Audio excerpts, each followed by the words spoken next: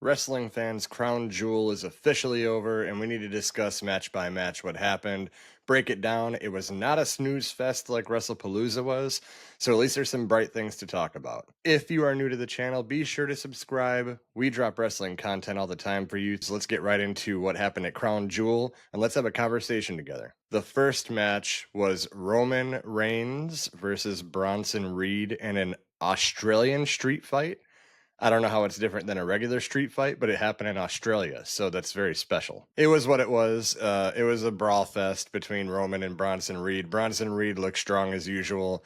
Um, but then we get into the bloodline rules aspect of it, where everyone and their mother starts coming out, and Braun Breaker comes out. He does a lot of damage to Roman. This entails the Usos to come out, and they start getting involved. And because of all the interference, it looks like Bronson Reed drops Roman Reigns by the table. Jey Uso spears him into the table, and he gets taken out by Braun Breaker. This leads to the tsunami and Roman Reigns taking the pin. So let's break down this ending, because Bronson Reed, he should have won, which he did win, but he should have won a little bit more dominantly than he did. Because realistically, he won because Braun Breaker was there, and he won because Jey Uso screwed up and speared Roman by mistake. He didn't come off as dominantly as I wanted him to, and I think that he can beat Roman Reigns, and Roman would be fine. Roman's not going to lose any steam, and you had the Australian street fight to cover up the loss. You didn't really need any interference. The vision needs to look strong. And the way that this is happening, it doesn't make him look strong. It just makes him look like, we got each other's back. Braun's here, like we got each other's back. And I mean, back in like the Attitude Era, even, you had so many superstars, The Rock and Stone Cold and Triple H and Undertaker and Shawn Michaels and Bret Hart, but people could take losses. It doesn't hurt them if the story is good enough. Have Bronson Reed just destroy Roman in a street fight and pin him. It's not that hard. I don't know what you're afraid of, Triple H. It's not that hard. Either way, it looks like the reason this went down is because they're telling more of a story with Jey Uso and Jimmy Uso. I guess the payoff is they're not allowed at Thanksgiving. They just can't show up. They are not allowed there until Christmas. So I don't know how you do this, because the Jey Uso story they're telling is to become Little Roman and how he would fight that off and be Jey Uso. But how can you do that now with Roman leaving? It kind of feels like we're going back to let the Usos be cool with each other, maybe. And either way, we will see where it goes. I would like to see the Usos go after the tag team championships and feud with Braun and Braun, but looks like we're heading to WarGames. My early prediction would be LA Knight, CM Punk, the Usos, and maybe Roman comes back. They talk Roman to coming back. The problem is there's 5 people, and on the heel side, I can only count Bronson Reed, Braun Breaker, Seth Rollins, maybe Brock Lesnar, but I don't know who that 5th person would be. So maybe 4-on-4, maybe Roman don't come back. Either way, I digress.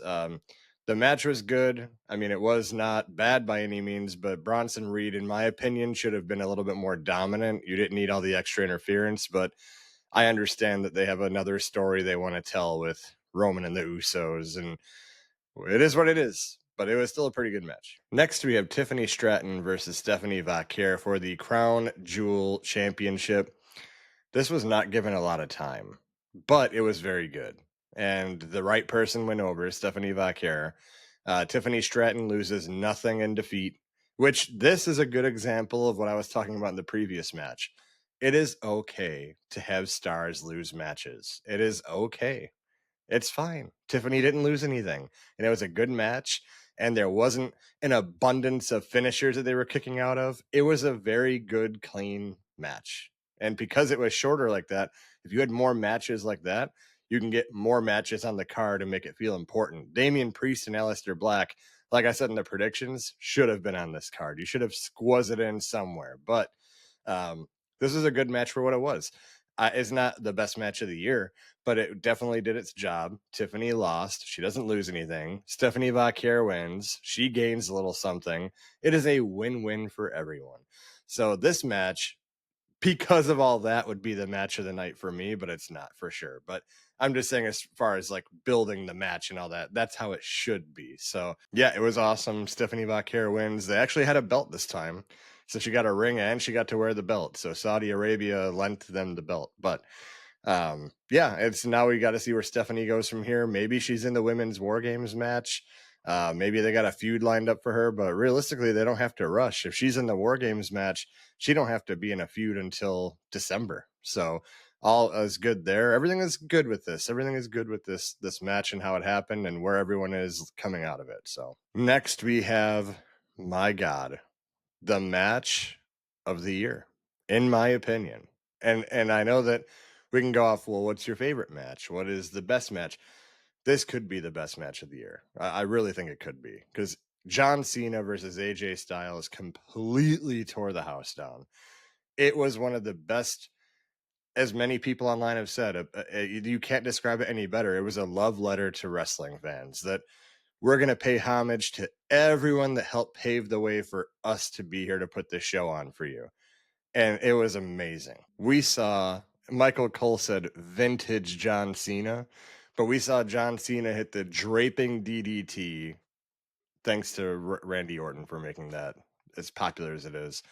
We also saw an RKO, which in Chicago, when I went to the SmackDown, he had the match with Sami Zayn. He teased the RKO. I wanted to see the RKO, but he didn't hit it.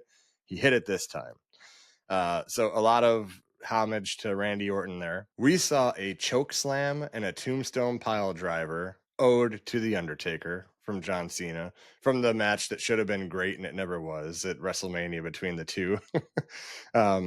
We saw Walls of Jericho. We saw a skull crushing finale, ode to The Miz. We saw an accolade for Rusev, and the crowd chanted Rusev Day, which was pretty cool. We saw a reverse scorpion death drop from AJ Styles, and that forearm into the turnbuckle he hit. I would kind of say that was a stinger splash right before the reverse DDT, but you know what? It's my world. I'm living in it. I want to say that was a stinger splash. We saw a Sweet Chin Music. We saw a Coquina Clutch. We saw the last one I'll bring up, the very nice Sister Abigail. Very nice homage to Bray Wyatt. We saw the Fireflies. John Cena gets just so emotional during that moment.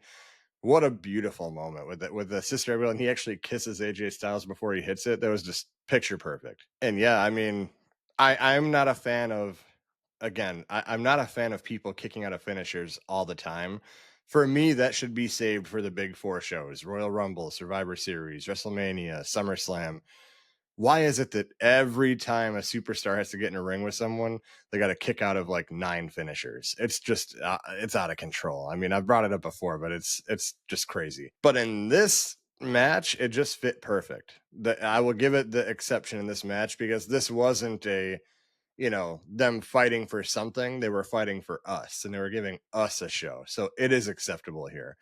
And John Cena proved, man, if he would just, I know he's acting, but he's proving he could still go in the ring for a while if he wanted to. Another year if he wanted to, which I have a theory about that. I'll bring up at the end of this match review. But it was awesome. AJ Styles coming out in the TNA trunks, the whole introduction he made for AJ Styles, just awesome, dude. The whole story from the entrances to the hug at the end, match of the year, in my opinion. That's saying a lot, because there's a lot of good matches this year. My theory that I was going to throw in here not has anything to do with the review, but what if John Cena's final match at Saturday night's main event, he wins, he goes out on top?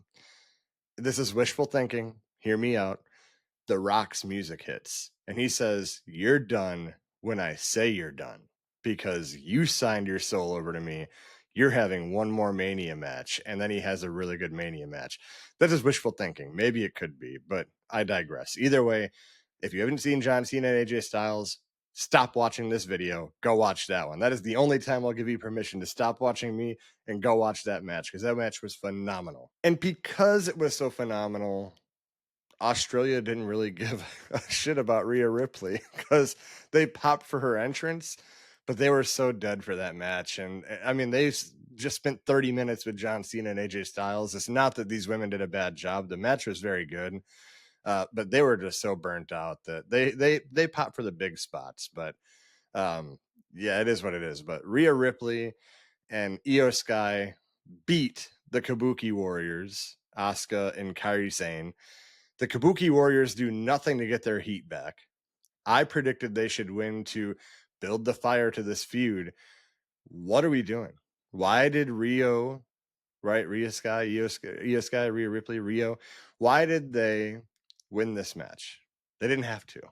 There was no. The only story here is that Kairi Sane saved Asuka, and that's what went for. It don't make sense. It doesn't make sense for them to win here, even though you're in your home country. Don't give Rhea the win. Rhea doesn't need the win. As long as she's there to show her appearance and people get to cheer for her, she don't have to win the match. You know, this is my problem with the way they book things sometimes is it doesn't make sense. Where do you go from here? Because now Asuka and Kairi Sane have to get their heat back somehow if they want to extend the feud. Or else you just blew your wad in one night, and that's the end of that. And that kind of sucks. I think that the Kabuki Warriors should have won here. The match was good. Rhea Ripley looked like a monster because she's, 8 feet bigger than everyone else in the match. But she was awesome, and nothing against the match. It was good. I just think the outcome should have been different. I think we should have got Rhea Sky. I keep saying Rhea Sky. I think we should have got Rhea Ripley and IYO SKY winning here. But I don't book the shows. I just review them. Next, we have Cody Rhodes versus Seth frickin' Rollins. And it was a good match. It was very good. I liked it. It's one of those matches, though, that it's, at least story-wise, at least emotion-wise, it doesn't hit like their other 3 matches for me, but it's good for what it was. The story here being that can Seth actually beat Cody? And we find out that he can't without a little help, which came from the watch that he used. So can he take that as a win and say, I did cheat, but I won by myself? If he's happy with that, then that's true heelish, characteristics, and I can't hate him for that. But I would like to see someone say you couldn't even beat Cody without using the watch. And, we truly don't know if he can beat Cody on his own. And by the way, I digress here. We hit an avalanche crossroads off the top rope. Why in the hell is Seth Rollins kicking out of that? If you're going to pull this crazy move out, why didn't we use that at SummerSlam to take Cena, have him take the loss to Cody? Why are we using it in this match for the opponent to kick out of and come back and beat you, even though you used a watch? But doesn't make sense why you do that. Like, we haven't seen that move since AEW, and we see it here, and it doesn't even get the job done. And there was a crossroads before that, I believe. So I don't know what we're doing there. Either way, I'm glad Cody didn't win the Crown Jewel Championship this year. It was a very good match. I love watching these two work together. Nothing negative to say. Just not my cup of tea as far as how it ended. And it's not for me. It's not for me. I don't like you hitting avalanche code or crossroads and all this stuff, and it can't get the job done. It just made Cody look kind of weak to me because he's hitting these crazy moves and he still loses. Like, don't pull out one more time for the people in the back. Don't use an avalanche crossroads unless you're going to win the match. That's for the people, literally the people in the back, the people scripting these matches. Don't use that move if he's not going to win the match. But yeah, we'll see where it goes from here. Obviously, we're going to men's war games.